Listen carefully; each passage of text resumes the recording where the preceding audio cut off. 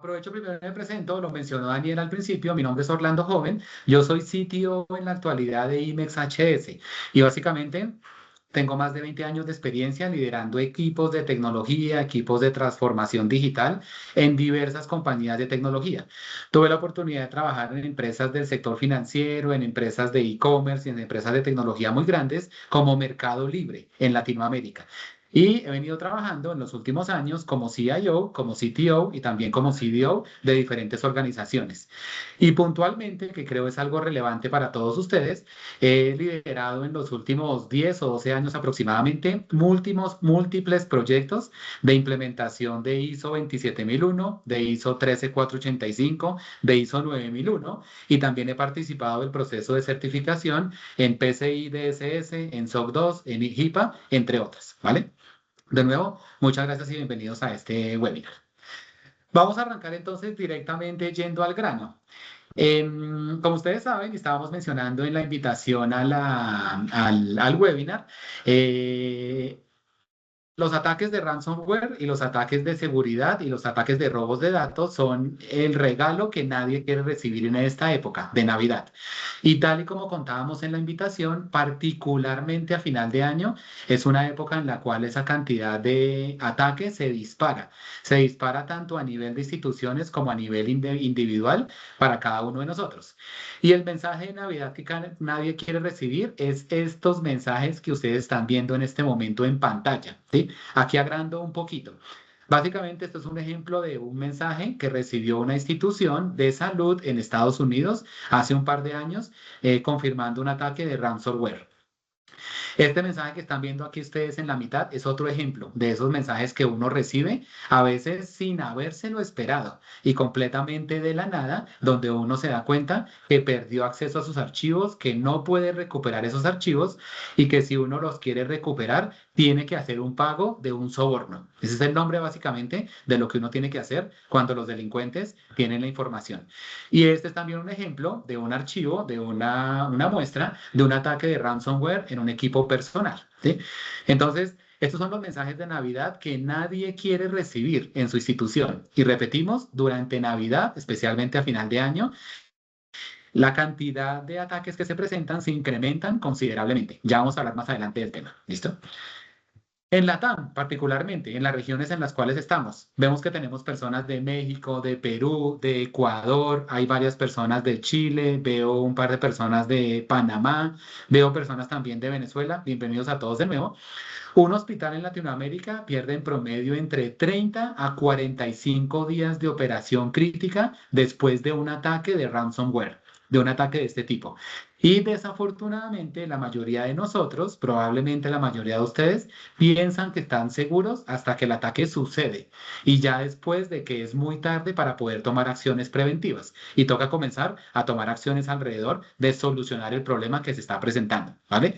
Debes tener esa cifra en la cabeza, 30 a 45 días de operación crítica que se puede perder por este tipo de ataques. Y aquí les contamos un caso real que sucedió en este caso en Colombia hace 3 años aproximadamente. Keralty es una organización muy grande alrededor del mundo, con mucha presencia en Latinoamérica y con una presencia muy grande en Colombia. Y la clínica Colsanitas, que pertenece al grupo Keralty, sufrió un ataque en el año 2023. Están viendo aquí ustedes el pantallazo de ese ataque, de un ataque de ransomware en toda su infraestructura. Esto es un caso real que sucedió hace apenas 2 años. Y obviamente creo que ustedes en noticias han visto casos también que han sucedido en México, por ejemplo, con Sedena, casos que han sucedido en Costa Rica, casos que han sucedido en Ecuador, casos que han sucedido en Perú, en Argentina e incluso en Brasil. Todos estos casos de ataques específicamente enfocados en instituciones de salud, en hospitales, en clínicas, en centros de radiología. ¿Qué pasó en este caso real de Keralty? ¿Cómo ocurrió? El ataque primero tuvo lugar a finales de noviembre del 2022. A estas alturas, Keralty no está seguro de cuál fue la fecha exacta en la cual sucedió el ataque, pero lo más, en la información pública que sí existe hoy en día, se reportó que fue entre el 26 y el 28 de noviembre del 2022, este ataque que ellos recibieron de ransomware. El grupo de ciberdelincuentes que se atribuyó el ataque se llaman Ransom House y es un grupo de delincuentes profesionales que hacen estos ataques a diferentes industrias dentro de Latinoamérica y en Estados Unidos. Y ha tenido algunos ataques bastante exitosos desde el punto de vista del impacto negativo que han tenido en diferentes instituciones y en diferentes compañías.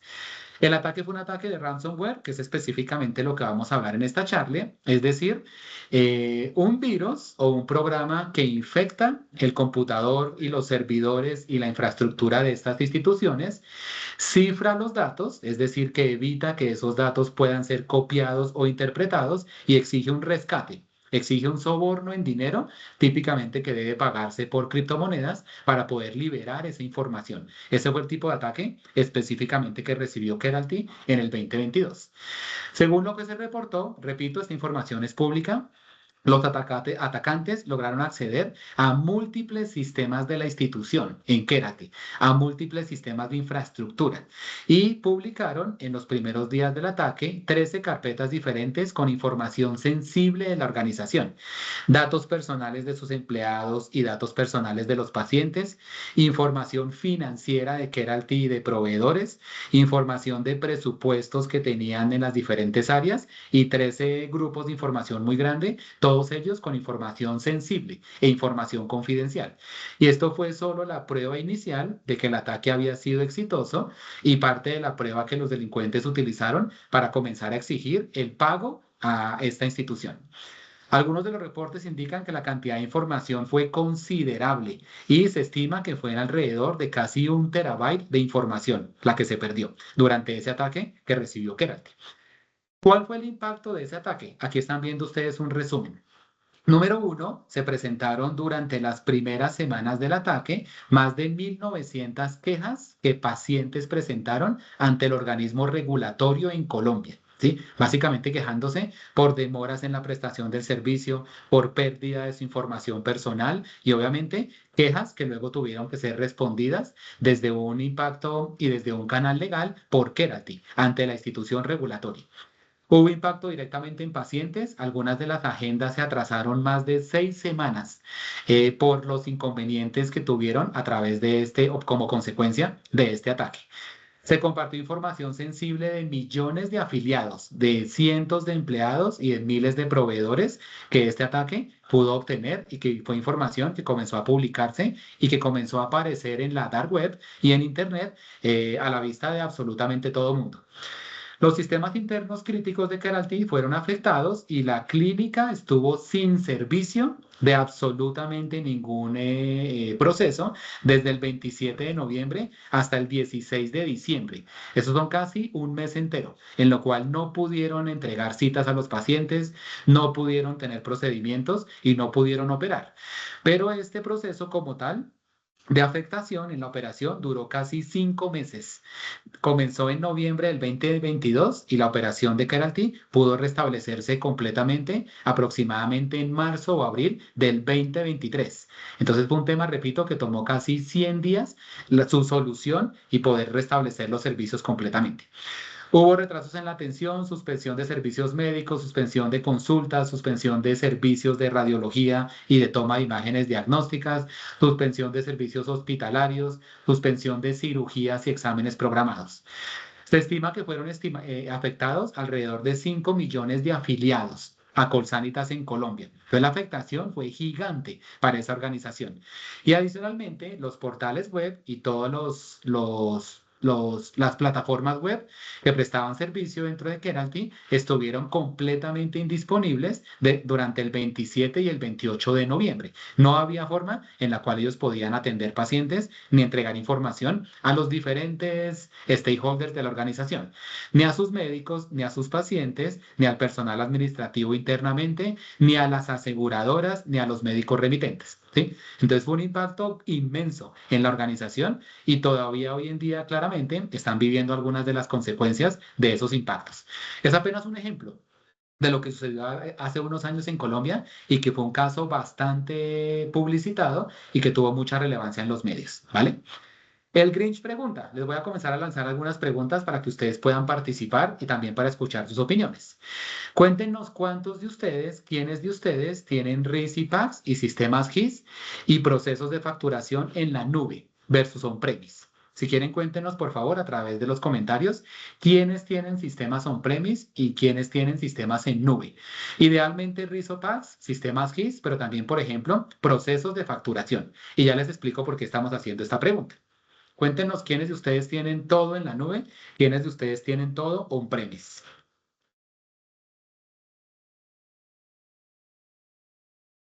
Tenemos en este momento 110 asistentes, muchas gracias. Estoy viendo asistentes desde México, Costa Rica, Guatemala, Panamá, Venezuela, Colombia, Perú, Chile, Ecuador y un par de personas de Argentina. Muchas gracias. Cuéntenos, ¿quiénes de ustedes tienen sus sistemas hoy en día 100% en la nube o tienen una mezcla de sistemas on-premise y en la nube? Saludos desde Perú, nos cuentan. Saludos desde Colombia. Mientras están respondiendo, les contamos por qué. En los últimos años, 80% de los ataques de ransomware, las víctimas y las organizaciones que han sufrido estos ataques a través de plataformas de infraestructura y de sistemas que estaban on-premise, ¿sí? Entonces, como muchos de esos sistemas on-premise son, por ejemplo, sistemas legados, sistemas antiguos, sistemas que están en una infraestructura no necesariamente asegurada, son candidatos más sensibles y más directos a sufrir este tipo de ataques. Entonces, típicamente, si en la institución de ustedes tienen sistemas como RIS, como PACS, como GIS, sistemas de facturación, sistemas de hoja de vida clínica, on-premise, tienen un nivel de riesgo más alto, ¿sí? Que el que existe hoy en día si tuvieran 100% en la nube. Eso aplica si uno tiene cosas híbridas, como nos comentan algunos de ustedes. Si yo tengo algo híbrido o si yo tengo algo on-premise, puedo ser más o puedo estar más susceptible a que los delincuentes traten de atacar mis sistemas. Repito, porque esos sistemas on-premise, en muchos casos, son sistemas más complejos de mantener, son sistemas que tienen, por ejemplo, versiones antiguas de sistemas operativos, versiones antiguas que no se les han colocado actualizaciones y muchas características que hace que sea más difícil protegerlos y también que por esta razón sean más susceptibles de ataques. ¿Vale? Entonces, primer mensaje para dejarles un poquito la preocupación en la cabeza. Sigamos. Número dos, perdón. Listo. ¿Cuál es el estado de los ataques en entidades de salud, particularmente en Latinoamérica? Ustedes están viendo en la parte izquierda una estadística, es del año 2021 y 2022, de cuál es el costo total de los ataques de ciberseguridad que han sucedido por industria. Repito, esto es una información de hace un par de años. Si ven ustedes en la parte superior, la industria número uno que ha sido mayor víctima de este tipo de ataques en Latinoamérica es la industria de la salud, ¿correcto? La número uno. Y número dos, bienes, servicios financieros. Número tres, farmacéuticas. Número cuatro, tecnología. Número cinco, energía. ¿Sí? Si ven ustedes estas barras, probablemente el sector salud ha tenido un 80% de pérdidas mayores y de cantidad de ataques mayores que los de otras industrias. ¿Y con esto qué queremos enfatizar? Todos los que trabajamos en el mundo de la salud, en hospitales, en clínicas, en centros de radiología, estamos más expuestos a que este tipo de ataques no sucedan, simplemente porque los ciberdelincuentes ven en la industria de la salud una buena víctima en términos de la delicadez de la información que maneja uno en la industria de la salud, una buena víctima en términos de la criticidad que tiene la tecnología y los diferentes sistemas en el mundo de la salud y también de la visibilidad que tienen estos ataques. Entonces, si estamos en el mundo de la salud, estamos más expuestos a estos ataques. Y aquí a mano derecha están viendo información más reciente de la cantidad de ataques que han venido sucediendo en los últimos años, ¿sí? Tomando como base el año 2021. El año 2021 se toma un índice de 100 ataques que se presentaron en ese año. Si ustedes ven, en el año 2024 la cantidad de ataques se triplicó. ¿sí? Y no hemos cerrado el 2025, pero creo que esta cifra ya se multiplicó por 5. Entonces, cada año que viene pasando, la cantidad de ataques en el sector salud en Latinoamérica se viene incrementando y se viene incrementando en el 100, el 200 o el 300%. Es una realidad de Latinoamérica y una realidad a la cual absolutamente todos nosotros estamos expuestos trabajando dentro de la industria de la salud, ¿vale? ¿Cuáles son los principales vectores de ataque? Vector significa la puerta de entrada o la forma como la cual estos delincuentes hicieron ataques exitosos a sus víctimas. Son 5 principalmente. Vamos a comenzar por mencionar la más importante y la más difícil de cubrir para todos los que trabajamos en hospitales, en clínicas, para todos los que trabajamos en áreas de tecnología en el sector salud, y es ingeniería social. Ingeniería social es simplemente aprovechar a los humanos que trabajan en estas instituciones, a los radiólogos, a los enfermeros, a los tecnólogos, al personal administrativo, a las personas que hacen el agendamiento de citas, al personal que factura, a las personas que trabajan dentro de las áreas de tecnología y usarlos a ellos para poder ingresar a través de los computadores y los celulares de estas personas en las redes de las empresas y de las instituciones, ¿sí? Hay muchos ejemplos de ingeniería social. Los casos más sencillos son correos falsos, mensajes al celular falsos, inscribirse a ciertos sitios que intentan representar inadecuadamente bancos, pagos de servicios públicos, y esa es la forma más común en la cual estos tipos de ataques son exitosos. Vamos a dar más adelante recomendaciones de qué hacer alrededor de esto, pero tengan en cuenta que esto es una de las formas más típicas en las cuales estos ataques se realizan. Lo segundo es hacer phishing, y phishing es básicamente falsificar, falsificar correos, falsificar sitios web, falsificar perfiles de redes sociales, falsificar accesos a sitios en los cuales las personas ingresan, no se fijan que es una versión falsa y ingresan su información confidencial, su usuario, su clave, la información de credenciales que utilizan, por ejemplo, en diferentes sistemas. Otro vector de ataque muy común es tener VPNs o redes de conexión entre diferentes sistemas que no tengan múltiple factor de autenticación, ¿sí? Y este vector de ataque, típicamente el tener VPNs, es típico y está muy frecuentemente expuesto cuando uno tiene sistemas on-premise o cuando uno tiene sistemas híbridos o cuando uno se conecta entre sistemas on-premise dentro de mi hospital o mi clínica con sistemas en la nube o sistemas on-premise que están también protegidos por una VPN. Si esta VPN no tiene nivel de seguridad adecuado, es un vector de ataque y es un causal de riesgo importante. Otro vector de ataque es todos los sistemas PACS, los sistemas GIS y los sistemas RIS que están expuestos.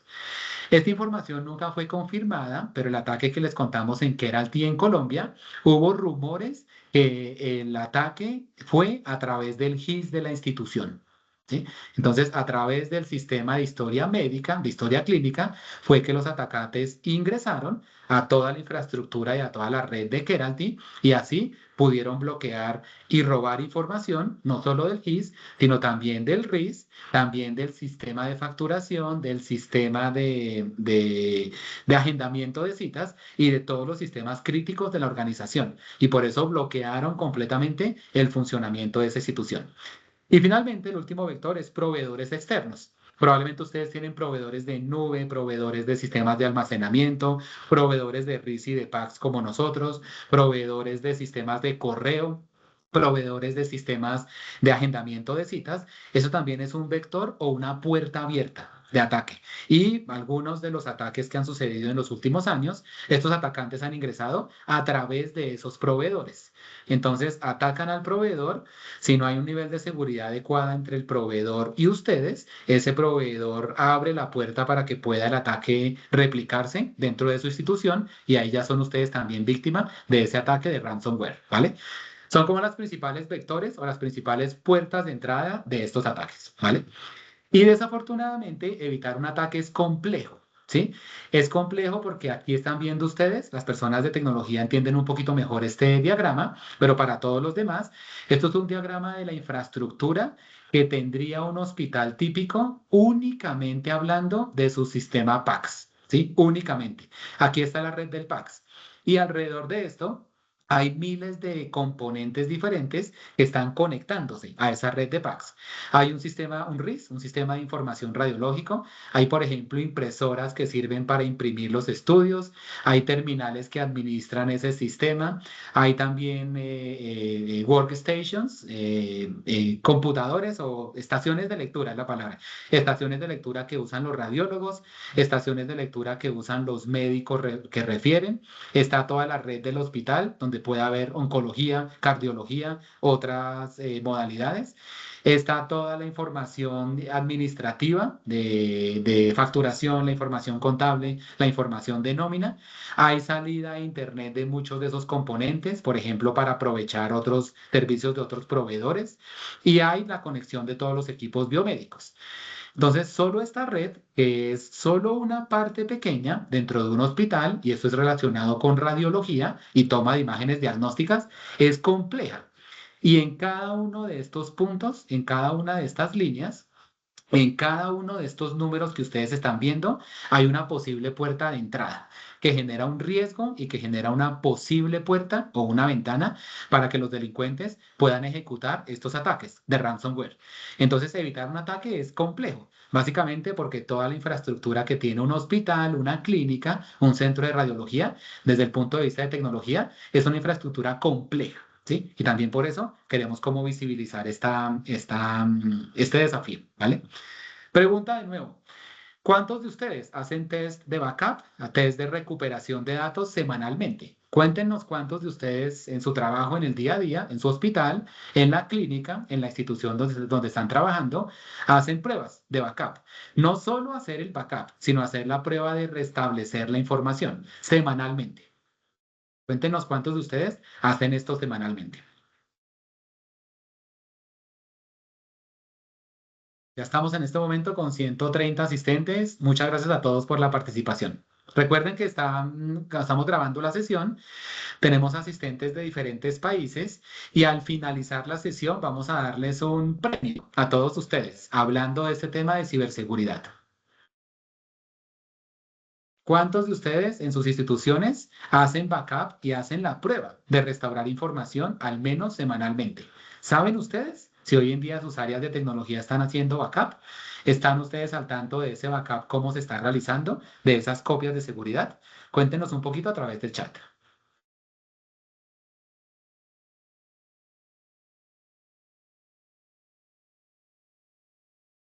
¿Listo? ¿Por qué estamos haciendo esta pregunta del backup? Esta pregunta de estas copias de seguridad es una de las prácticas más sencillas que se pueden implementar de una forma más inmediata para reducir los impactos de un ataque de este tipo. ¿Sí? Entonces, lo primero que ustedes deben tener en cuenta es que si tienen su información almacenada en una copia de seguridad de una forma segura, valga la redundancia, y en una ubicación diferente a la que tienen hoy en día su información de la operación, el tiempo para poder restablecer operaciones, si ustedes se enfrentan a un ataque, es mucho menor. Y probablemente no tienen que verse obligados a pagar un rescate de esa información, si ustedes están haciendo backups periódicamente. ¿Vale? Llévese en esa pregunta, ya miramos las respuestas acá más adelante. ¿Perfecto? Listo. Vamos a avanzar un poquito más rápido. ¿Cuál es el verdadero impacto que tienen este tipo de ataques en clínicas, en hospitales, en centros de radiología? Son cinco impactos muy importantes. Número uno, el PACS caído. ¿Sí? Si el PACS está caído, todos ustedes lo saben, la lectura de estudios queda completamente detenida y se pierden ingresos de inmediato. Hay que reprogramar a los pacientes, hay que enviar a los pacientes a otra institución para que se tomen los estudios y es dinero que se está perdiendo de inmediato directamente, ¿vale? El RIS o el GIS o cualquier otro sistema de facturación, sistema de nómina, el sistema contable, se cae, queda offline. ¿Eso qué implica? Hay que cancelar citas, hay un caos administrativo, no se puede facturar, no se pueden recibir pacientes, no se puede entender qué está pasando con la operación y genera un caos muy complejo en el día a día. Imagínense ustedes qué pasaría si en este momento se cae el PACS de sus instituciones y también se cae el RIS y el GIS o el ERP que ustedes tienen. Me imagino que se pueden imaginar el caos que estarían enfrentando en su operación. Hay que hacer reconstrucción de estudios perdidos. Si se pierde la información de muchos de los estudios, estudios incluso previos de los pacientes, probablemente hay que reconstruir o volver a tomar esos estudios. Hay diagnósticos retrasados, citas que se incumplen. Eso trae, aparte de los impactos en negocio y en facturación, un riesgo médico legal. ¿Sí? Los pacientes pueden comenzar o iniciar reclamaciones o iniciar demandas ante la institución por estos diagnósticos retrasados y por la pérdida de su información personal. Hay costos variados, costos de recuperar la información es uno, costos de volver a configurar los sistemas que fueron afectados, meses de backlog de información almacenada, de información que no se había guardado, etcétera, etcétera. Impacto en todos los flujos, tanto de radiología como de teleradiología.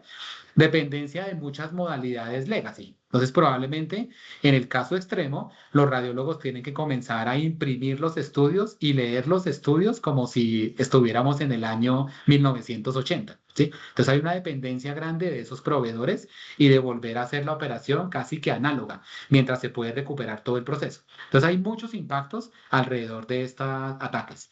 No es un ataque que afecte únicamente al área de tecnología. Como están viendo acá, es un impacto, un ataque que afecta a los radiólogos, a los médicos, a los pacientes, al equipo administrativo y a la organización, que está perdiendo dinero en el día a día mientras se pueden recuperar de ese ataque. ¿Vale? Les pregunto de nuevo, piensen ustedes que vivirían un ataque de ransomware el día de hoy. ¿Cuál sería su mayor miedo? ¿Perder datos o el downtime de la operación? Que los datos se pierdan o que la operación en su centro de diagnóstico, en su hospital o en su clínica se detenga. Se detenga un día, se detenga una semana, se detenga 2 meses. En opinión de ustedes, ¿qué les preocupa más? ¿Perder información o que la operación se detenga? Mientras nos responden, aquí alguien nos cuenta, hola, yo quiero informática forense, ¿alguien puede orientarme? Soy una aficionada a la informática y estoy estudiando. Al final de la sesión, si quieres, por favor, quédate. Vamos a ofrecerles a los asistentes varias sesiones de análisis de ciberseguridad en sus instituciones. Ya les contamos cómo pueden acceder a eso, ¿vale? ¿Quién nos cuenta? Cuéntenos, ¿qué les preocupa a ustedes más al escuchar de los impactos de este ataque? ¿Perder información o que la operación de su clínica, de su hospital, de su centro de diagnóstico se detenga durante horas, días o incluso semanas? ¿Qué les trae mayor preocupación? Pérdida de datos, nos dice alguien. Perfecto. La parada de mi institución, nos cuenta otra persona. ¿Sí? Ambos impactos suceden. Cuando hay un ataque de ransomware, ambas cosas pasan. Hay pérdida de datos y también la operación se detiene. Obviamente, dependiendo de la operación que ustedes saben, o ambas pueden ser tremendamente graves. ¿Listo? Perfecto. Vamos a continuar.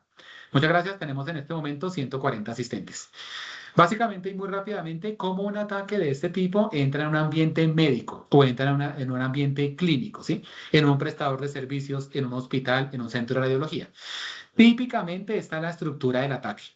Alguna de las personas que trabaja dentro de la organización, un radiólogo, un tecnólogo, una persona del equipo administrativo, alguien del equipo contable, una persona que recepciona pacientes, alguien que factura, recibe un correo, ¿sí? Un correo falso. Un correo falso o ingresa a un sitio web que ha sido falsificado. Esa persona ingresa, cuando ingresa, deja sus datos de acceso a otras plataformas o descarga información.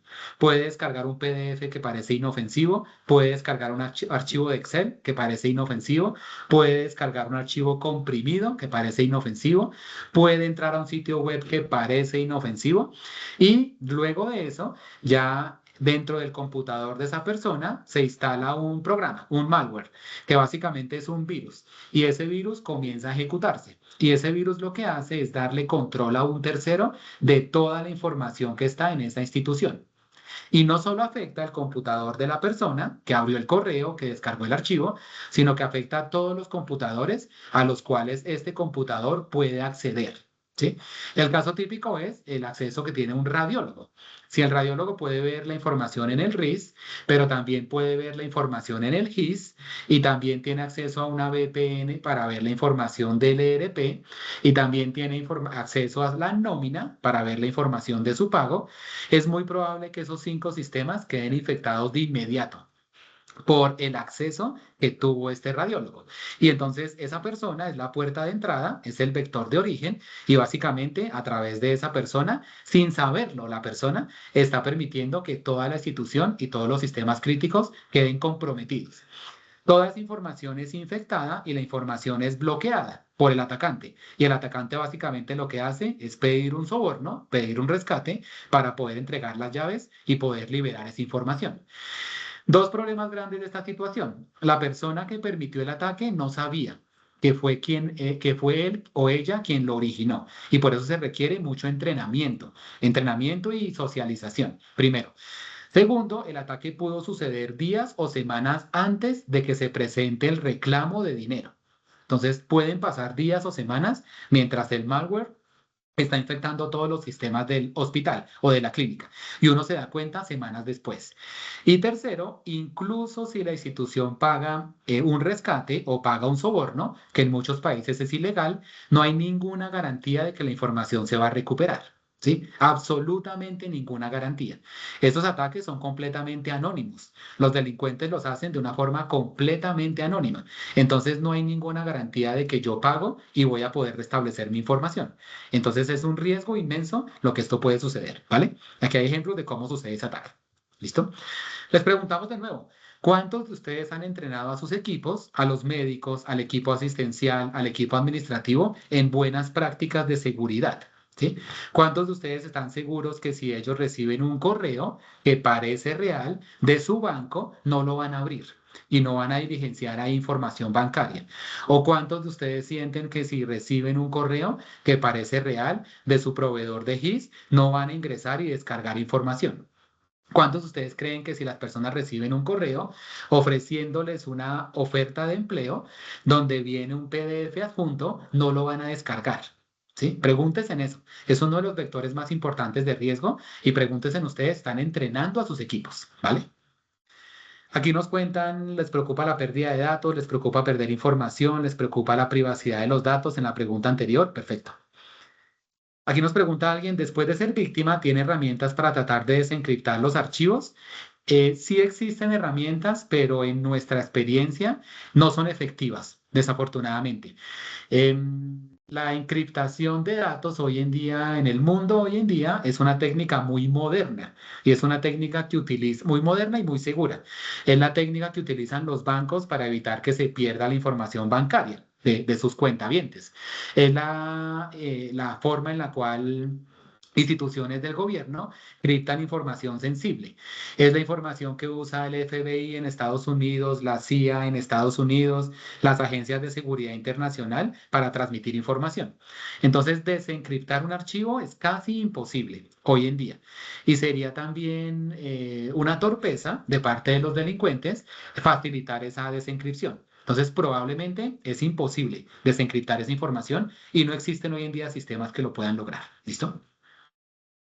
Perfecto. ¿Listo? Aquí nos comentan, dicen que no hay presupuesto para entrenar y minimizan la situación, nos cuenta Luis Ramón. La capacitación continua es la llave que cierra esas puertas. Estamos de acuerdo, es un tema de capacitación continua. Si yo no estoy capacitando continuamente a mis colaboradores, estoy enfrentando un riesgo que en cualquier momento se puede volver un problema y un caos en la operación. ¿Listo? Porfa, tomen nota de este slide o copien este slide. Estos son medidas prácticas, 6 medidas prácticas que ustedes pueden aplicar de inmediato o que le pueden pedir a su equipo de tecnología que aplique de inmediato para mejorar la protección ante ataques en menos de 30 días. Tomen nota.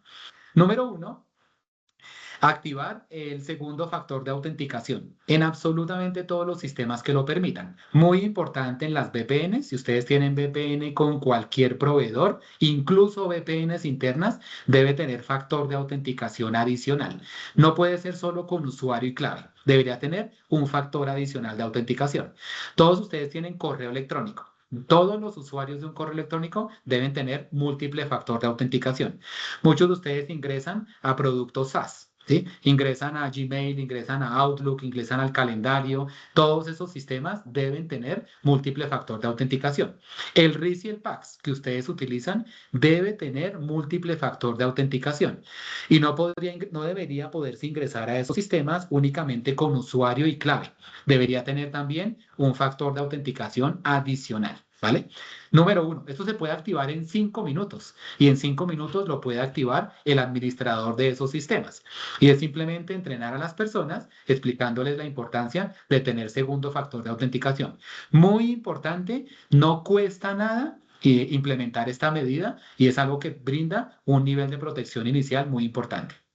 Segundo, ya toma un poco más de tiempo, pero también se puede hacer en días, es tener segmentación mínima. Segmentación mínima es que si yo tengo diferentes redes dentro de mi hospital, dentro de mi clínica, dentro de mi centro de imágenes diagnósticas, tengo segmentadas las redes para que no tengan acceso unas a otras y que únicamente una red y los usuarios de una red puedan ingresar a esa red en particular. ¿Sí? Ejemplo, una persona que haga agendamiento de citas. Esa persona debería poder entrar únicamente a la red donde se hace acceso a ese sistema de agendamiento. Esa red y esa persona no debería poder ingresar a una red donde esté el sistema de nómina o donde esté el sistema de facturación o donde esté el sistema RIS, porque la persona no debería poder acceder a ese tipo de sistemas. Esto tiene que hacerlo obligatoriamente el equipo de tecnología, el equipo de redes de la institución, pero es también un quick win, algo que de inmediato se puede hacer para mejorar. Segundo, muy importante, esto se puede hacer en cada equipo, tanto en los equipos Windows como en los equipos Mac, deshabilitar el protocolo de escritorio remoto. Eso es un clic dentro de Windows con el cual yo puedo deshabilitar ese protocolo.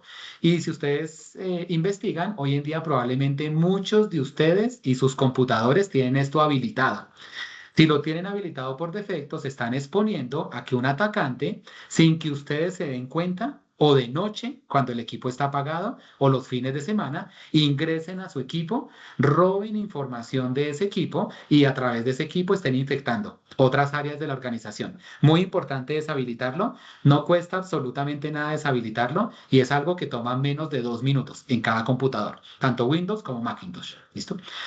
Siguiente, comenzar a hacer backups y guardar copias de seguridad, como le explicábamos anteriormente. Siguiente, esto también se puede hacer en varias semanas. Hay varios programas de esto, incluso gratuitos. Implementar un software básico de detección y respuesta de endpoints.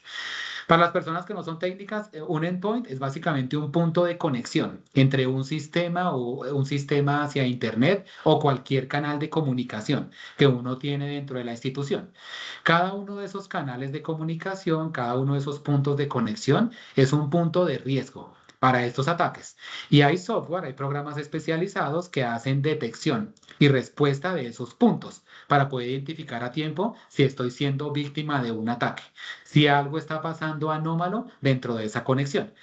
Repito, entonces 5 medidas muy rápidamente que ustedes pueden implementar gratis y en menos de 30 días para protegerse y para reducir sus riesgos ante esos ataques. ¿Listo? Espero que hayan tomado nota de esta diapositiva, probablemente la más importante o más valiosa para ustedes dentro de toda la presentación. ¿Listo? Hay otras medidas prácticas muy importantes.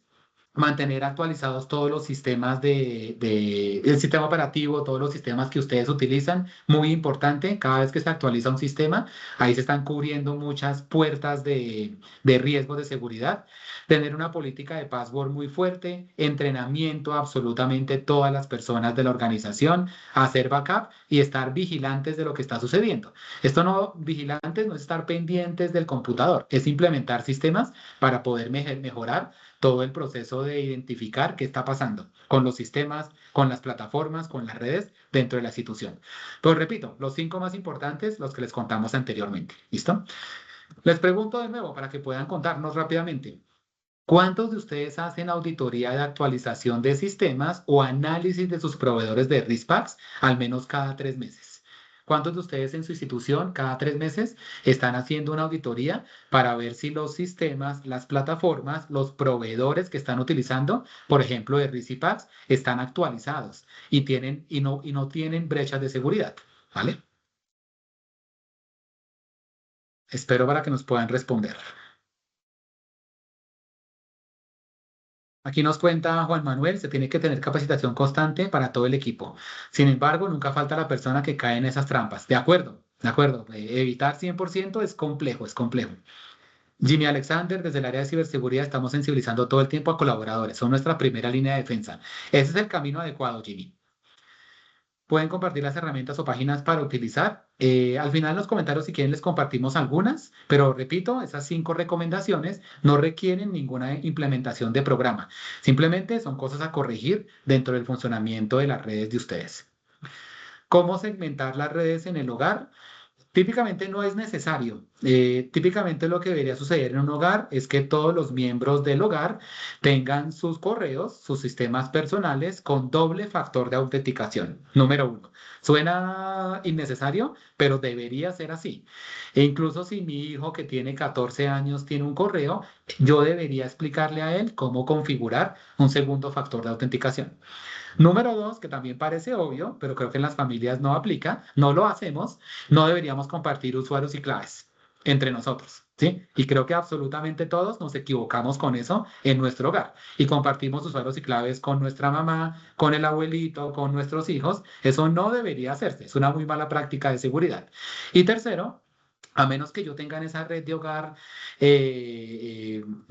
varios, múltiples dispositivos conectados y dispositivos que no tienen antivirus y yo estoy haciendo cosas muy sensibles en la red, como ingresar información bancaria, tal vez ir a segmentar la red no es necesario. Si quiero hacerlo, se puede hacer, pero sin lugar a dudas necesitan apoyo de alguien en conocimiento en redes o en tecnología, ¿vale? Listo, perfecto. ¿Cuántos hacen auditoría? Me quedan muy pocos, casi nadie hace auditoría. Sí, exactamente. Este webinar queda grabado y disponible. Ya nos cuenta el equipo de marketing dónde, en un lugar de nuestra página web, ustedes pueden encontrar estos contenidos. No solo este webinar, sino los que hemos realizado en el transcurso del año. Creo que ya vamos en el webinar número 14 o 15 aproximadamente. ¿Listo? Fui víctima de ransomware, está en restauración, pero hace falta más seguridad preventiva. Prevenir. Prevenir es la clave. Prevenir es mejor que lamentar, claramente. ¿Listo? Ya estamos finalizando muy rápidamente. ¿Qué hacer si ustedes sufren un ataque? ¿Qué hacer en los primeros 60 minutos de identificar que están siendo víctimas de un ataque? Muy importante. Entre yo pueda tomar acciones más rápidamente puedo atacar estos temas. Número uno, aislar equipos afectados. ¿Qué significa aislar? Desconectarlos de la red. Completamente. De cualquier red, perdón, en la cual esos equipos estén conectados. Desconectarlos de internet de inmediato, quitar el cable de red y dejarlos completamente separados. Número dos, comenzar a desconectar partes de las redes que no están siendo críticos y que no fueron afectados. Esto es un virus. ¿Sí? Que se puede contagiar, en el cual se pueden contagiar diferentes partes de la organización. Entre más rápido yo ponga en cuarentena específicos equipos y segmentos de red específicos, puedo reducir un poco el contagio, ¿vale? Notificar inmediatamente a los líderes clínicos, a los líderes de la operación de lo que está pasando para que ellos estén, número uno, preparados, número dos, para que levanten la mano si ven síntomas de que está sucediendo algo raro y tercero, para que comiencen a preparar la operación para los posibles impactos. Comenzar a revisar los backups que yo debo tener y que debo tener y que debo revisar semanalmente y que ojalá estoy haciendo a diario para entender si los puedo recuperar. Bloquear todas las credenciales, accesos, usuarios, claves que parezcan sospechosas o que no tengan tiempo de uso o que estén teniendo un comportamiento inadecuado de inmediato. Contactar a los proveedores de los sistemas críticos que ustedes tienen y contarles que les pasó esto. ¿Sí? Estos proveedores pueden ayudarlos a ustedes diagnosticando también qué está pasando, pueden ayudarlos separando el problema, pueden ayudarlos incluso desconectando y reduciendo el riesgo de que ese virus o este ataque se propague al resto de la organización. Y hacer el reporte legal. En algunos países hoy en día es obligatorio hacer un reporte legal cuando hay un ataque de ransomware y eso implicó la pérdida de información personal de pacientes, de empleados, de personal médico. En otros países no es obligatorio, donde sea obligatorio, que usted lo tenga muy claro y reportarlo de inmediato. ¿Listo? 6 acciones muy importantes que ustedes pueden tomar y que deben tomar en los primeros 60 minutos cuando identifican que están siendo víctimas de este tipo de ataques. Y último, no pagar rescate y no pagar este tipo de sobornos sin una evaluación previa de expertos. Repetimos, yo puedo en teoría pagar el rescate y no recibir nunca mi información. Yo puedo pagar el rescate y como pagué rescate me piden aún más dinero, ¿sí? O yo puedo pagar el rescate y esto puede ser ilegal en algunas jurisdicciones. Entonces, sin hacer una evaluación de expertos, no tomar ninguna decisión, no transferir dinero a absolutamente nadie antes de tener esa evaluación legal y esa evaluación técnica, ¿vale?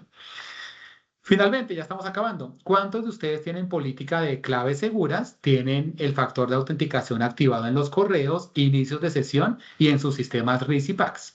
¿Cuántos de ustedes tienen esta política de password seguro? Una política de claves seguras debe obligar a que las personas cambien su clave periódicamente. Por ejemplo, cada 3 meses deben cambiar su clave. La clave típicamente debería ser al menos de 12 caracteres de longitud. Esa clave debería tener números, letras y caracteres especiales, típicamente. Y la clave no debería repetirse, no debería ser la misma de hace 3, 4 meses. Y la clave no debería tener nada que ver ni con el nombre de usuario, ni con la institución del usuario, ni con información personal del usuario. Son como las 4 características básicas de una nueva clave. Pregúntense ustedes, ¿cuántos de ustedes tienen esto y cuántos de ustedes tienen esto en todos sus sistemas? ¿Vale? ¿Dónde puede encontrar este webinar en YouTube? En nuestra página web, imexhs.com. Tenemos una sección de academia donde ustedes pueden encontrar todos los webinars que estamos realizando y todas las personas que se inscribieron, me corrige Daniela, van a recibir también el link de esta grabación en sus correos para que puedan verlo de nuevo. ¿Vale? ¿Listo? Pregúntense en cuándo ustedes tienen una política de password seguro. Ya finalmente, porque creo que llevamos, sí, perdón, para no robarles tanto tiempo, un estudio de caso, un caso real que nosotros atendimos. No podemos contarles el nombre de la institución porque nos pidieron mantener la confidencialidad de la información y porque este ataque no fue transmitido al público o los medios no se enteraron de ese ataque, pero fue en México. Una clínica mediana en México atendía más o menos 3.000 pacientes al mes o 3.000 estudios al mes. Sufrió un ataque a mediados de este año, en 2025. Ellos tenían un PACS desarrollado internamente, era un software que ellos habían creado en años previos, y a mediados de 2025 recibieron un ataque y tuvieron su centro de imágenes colapsado durante 9 días enteros. 9 días en los cuales no pudieron tomar ni un estudio, no pudieron recibir ninguna cita y no pudieron atender a ningún paciente y no pudieron facturar absolutamente nada. Imagínense en eso durante 9 días en las instituciones en las cuales ustedes trabajan. Obviamente fue un ataque de ransomware, exigió un pago en bitcoins y el pago era aproximadamente de $150.000 americanos. Era lo que los delincuentes estaban pidiendo en ese momento. $150.000 que eventualmente la institución los pagaba y tampoco iban a recuperar su información. Y llevaban 9 días sin poder trabajar. Esta institución nos conocía a nosotros, sabían que teníamos el servicio de ciberseguridad que lanzamos hace varios meses y nos contactaron para apoyarlos. Nosotros iniciamos un diagnóstico, comenzamos con el proceso de remediación y detuvimos el ataque e implementamos las correcciones en aproximadamente 3 días hábiles, 3 días calendario, perdón. Y lo que hicimos fue las recomendaciones que les contamos. Detuvimos por completo los sistemas donde estaba el ataque, aislamos esos sistemas y los computadores, hicimos una revisión de la red de usuarios, una revisión del tráfico para aislar y detener el ataque. Y tuvimos que instalar de cero nuestro RIS y nuestro PAX. ¿Sí? El RIS y el PAX que ellos tenían, ellos solo tenían un PAX, era un PAX desarrollado internamente, entonces ni siquiera tenían servicio de soporte, porque las personas que lo habían desarrollado ya no estaban en la organización. Entonces tomaron la decisión, implementamos nuestro nuevo RIS, nuestro nuevo PAX, que está certificado en ISO 27001, que es el estándar oro en términos de seguridad de la información, y pudimos restaurar la operación completamente en 3 días, ¿sí? Entonces, el ataque que duró 12 días. Durante 9 días la institución no pudo trabajar ni hacer absolutamente nada. Estaban completamente colapsados. Nos llamaron, en 3 días nosotros detuvimos el ataque con nuestro experto en ciberseguridad, implementamos el nuevo RIS, nuestro RIS y nuestro PAX y la operación pudo continuar, pudo retomar operaciones. Desafortunadamente, La institución perdió más o menos 2 años y medio de estudios previos. De esos estudios previos no se estaba haciendo backup o copia de seguridad con juicio, así que solo pudimos recuperar una cuarta parte de esa información, solo 25% de la información. El resto de estudios se perdieron completamente y no pudieron ser recuperados. Y obviamente la institución escogió la ruta saludable de no pagar el soborno y nunca pagaron este valor, entonces perdieron la información definitivamente. ¿Listo? Esto es un estudio de caso, de un caso real de una institución mediana en México que nosotros apoyamos en julio de este año, que sufrieron este inconveniente. ¿Listo? La clave es prevención y tratar de solucionar estos ataques después de que suceden. Hay mucho que se puede hacer, pero es costoso, es traumático y toma tiempo. Y la clave, repito, es prevención. ¿Vale? Listo, pregunta final. ¿Cuántos de ustedes creen que sienten que sus equipos de tecnología y ustedes mismos tienen tiempo para hacer un trabajo detallado de prevención de ataques? ¿Sí? De entrenar a sus equipos, de verificar que están teniendo claves seguras, de verificar que las VPNs tienen seguridad, de hacer auditoría de sus sistemas, de revisar que el RIS y el PAS sí cumplen con estas medidas de seguridad. ¿Cuántos de ustedes tienen tiempo? Probablemente no tienen tiempo por estar en su día a día, por estar operando la institución. Y obviamente se están exponiendo a un riesgo grande de sufrir estos ataques con todas las consecuencias que les hemos contado. El caso de Keralty sucedió hace 2 años, 3 años. Este caso de la institución en México sucedió hace 6 meses. Y miren la consecuencia. 9 días enteros sin poder operar y 2,5 años de información que se perdió y nunca se pudo recuperar. ¿Ok? Listo. En resumen, la pregunta no es si ustedes van a ser atacados en sus instituciones, es qué tan preparados están para evitar que un ataque detenga su operación médica y ponga a sus pacientes y sus negocios en riesgo. Va a suceder probablemente tarde o temprano. No crean que no va a suceder, porque ese es el nivel de comodidad que uno no debería tener. Deberían ustedes comenzar a prepararse y a prepararse tan bien y con tanto detalle como sea posible para eventualmente nunca ser víctimas de estos ataques. ¿Listo? Finalmente les dejamos este par de links de ñapa, se dice en Colombia, adicionales. Es básicamente esos ataques suceden también a nivel personal, ¿sí? Y probablemente la información personal de cada uno de ustedes ya ha sido robada y ustedes no se han dado cuenta. Pueden ingresar a este par de URLs. Daniela, por favor, compartámoslas en el chat e ingresen y ahí ustedes pueden verificar si su información personal, como correo, nombre, dirección, rol en la empresa, en qué empresa están trabajando, ha sido violado o se ha compartido o existe hoy en día y está siendo vendido hoy en día por delincuentes. Ingresen a esos links y les puedo asegurar que probablemente 100% de ustedes van a encontrar que al menos su correo ya fue compartido con delincuentes y está siendo hoy vendido en Internet. Ingresen y ustedes pueden confirmar eso, ¿vale? Solo hay dos tipos de empresas, las que ya atacaron y las que van a atacar. Juan Manuel Olivares nos cuenta, muy sabia esa frase, los que ya atacaron y los que van a ser atacados, ¿vale? Carlos Gonzalo nos cuenta que mantienen auditoría constantemente de toda la información. Excelente, eso es lo que debe hacer cualquier institución. Ya estamos finalizando. Antes de abrir para preguntas, les contamos, tenemos en este momento solo 5 sesiones gratis de análisis de vulnerabilidades para los asistentes a este webinar. Nuestro experto en ciberseguridad, que no se pudo unir en este entrenamiento, se le presentó un tema personal. Él viene realizando estos análisis de vulnerabilidades a nuestros clientes y a personas, instituciones que nos han buscado.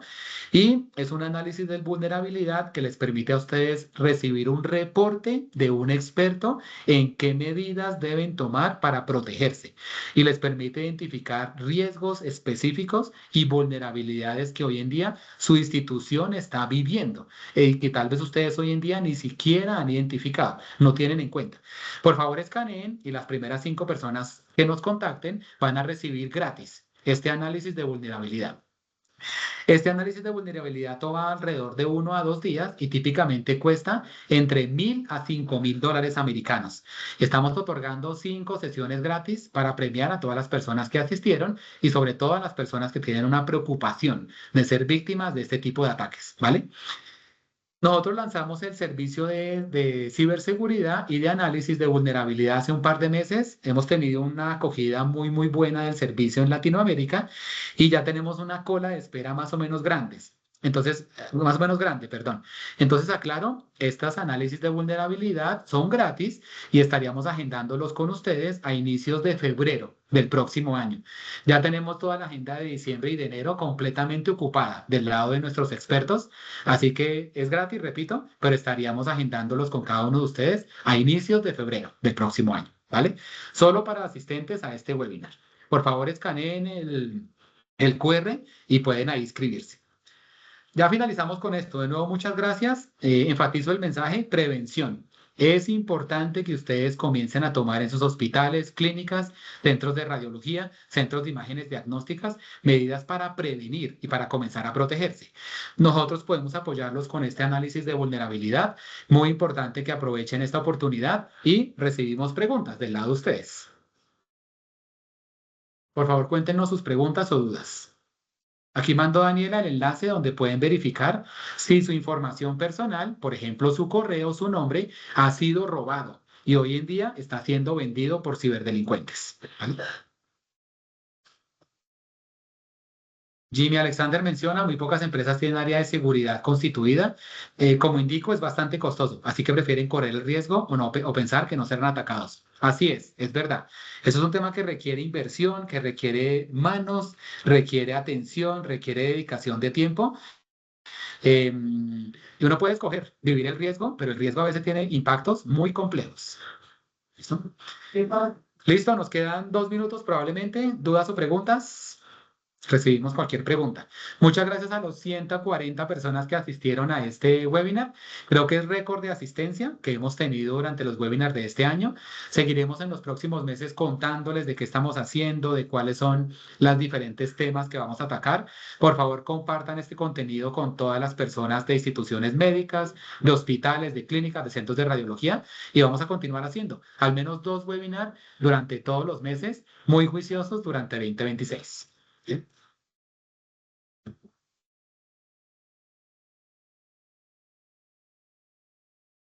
Perfecto. José Córdoba hizo la prueba en ese link y encontró que su correo, asumo yo, no ha sido parte de ningún riesgo de seguridad.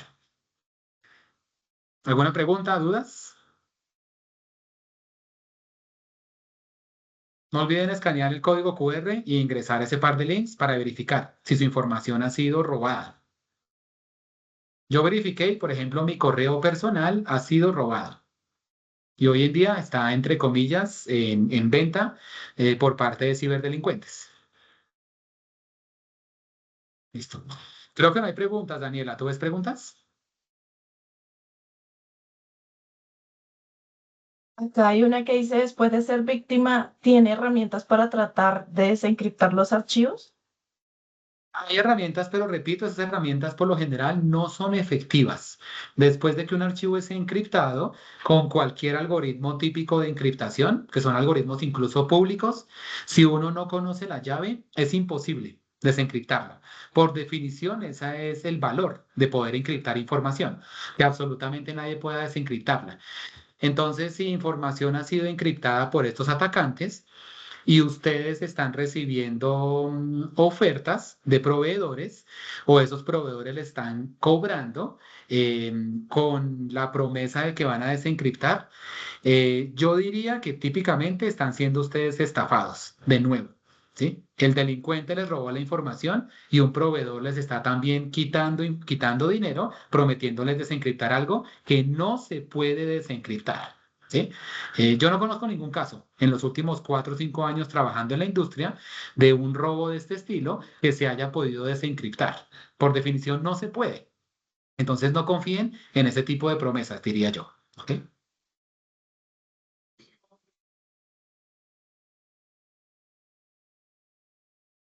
Ignacio nos pregunta, soy ingeniero científico de datos, ¿por qué deberían ser mejores amigos con el de ciberseguridad?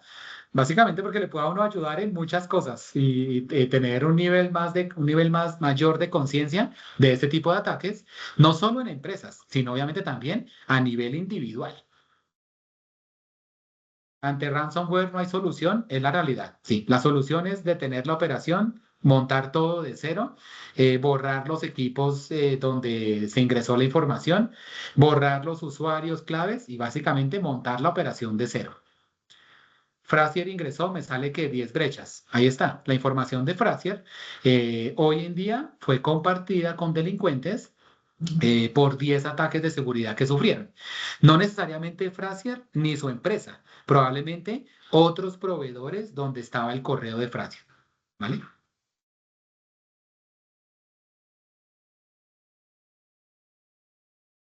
Te roban si no tienes respaldo, es verdad, y lástima, y si pagas tampoco hay seguridad de que te devuelven la información, es verdad, ¿sí? Es un doble problema. Por eso la prevención es clave, es la única solución alrededor de ese tema. ¿Qué tal el servicio de Mandiant para este tipo de situaciones? No, no podría darte como feedback, depende mucho de qué está ofreciendo Mandiant. Si está ofreciendo solo análisis de vulnerabilidad, muy bueno, probablemente.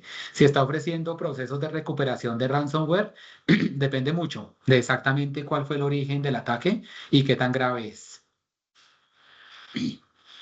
La seguridad perimetral ayuda a la protección de la red, pero aumenta la latencia. ¿Qué nos recomiendas hacer para tener un equilibrio? Muy buena pregunta. Es una pregunta compleja. Probablemente utilizar sistemas y canales de comunicación que no requieran seguridad perimetral, que no requieran VPN y que estén basados en protocolo de Zero Trust, de cero confianza. ¿Sí? Esa es una de las razones por las cuales Zero Trust fue creado hace más de 15 años, probablemente. Es para evitar uno de los impactos que estás mencionando ahí. ¿Sí? Entonces, probablemente en vez de usar VPN, usar protocolos de comunicación, canales de comunicación y plataformas basados en Zero Trust. ¿Ok? Listo, perfecto. Ya son las 12:05. Muchas gracias a todos de nuevo por la asistencia. Gracias a las personas de México, estoy viendo acá, Colombia, Perú, Ecuador, Chile, Argentina. Veo un par de personas de Brasil, personas de Centroamérica. Muchas gracias por la asistencia. Este webinar queda grabado. Porfa, miren el QR para poder recibir esta asesoría gratuita en análisis de vulnerabilidades de seguridad. Y muchas gracias por la asistencia. Por favor, si tienen comentarios o sugerencias de cualquier tema que les gustaría ver alrededor de esto, bienvenidos para que puedan participar. Última pregunta que voy a responder de Mauricio Alberto. ¿Qué prácticas fundamentales, además de la prevención con sistemas de respaldo, recomiendas para evitar el ransomware? Número uno, política clara de claves. De claves y de múltiple factor de autenticación, ¿sí? Número uno. Número dos, tener un antivirus instalado en absolutamente todos los equipos de todos los colaboradores. Y número tres, entrenamiento y concientización a todos los empleados de una organización, a todos los proveedores, en qué deben evitar para no ser víctimas de ataques de phishing, de ataques vía correos fraudulentos, de ataques a través de links fraudulentos, de ataques de archivos que se descargan y que pueden traer virus, de ataques entrando a sitios web que no son seguros. Esas tres cosas podría sugerir. Antivirus en absolutamente todos los dispositivos, incluyendo dispositivos móviles, una buena política de claves, de cambio de fortaleza de las claves. Y tercero, capacitación y concientización. ¿Vale? Mauricio Alberto. Listo. Eso es, a todos muchas gracias de nuevo por la asistencia, muchas gracias por seguirnos acompañando en estos espacios. El webinar queda grabado, ahí quedaron los links que ustedes pueden atender y repito, pueden ustedes escanear el QR para recibir este análisis de vulnerabilidades gratis. O recuerden que tenemos el servicio de análisis de vulnerabilidad que ustedes pueden comprar simplemente contactando a nuestro equipo comercial para darles un diagnóstico de un experto, de cómo están sus sistemas y qué riesgos vemos nosotros para que puedan prevenirlos de una forma más proactiva. ¿Listo? Perfecto. A todos, muchas gracias y un buen día. De nuevo, gracias por la asistencia.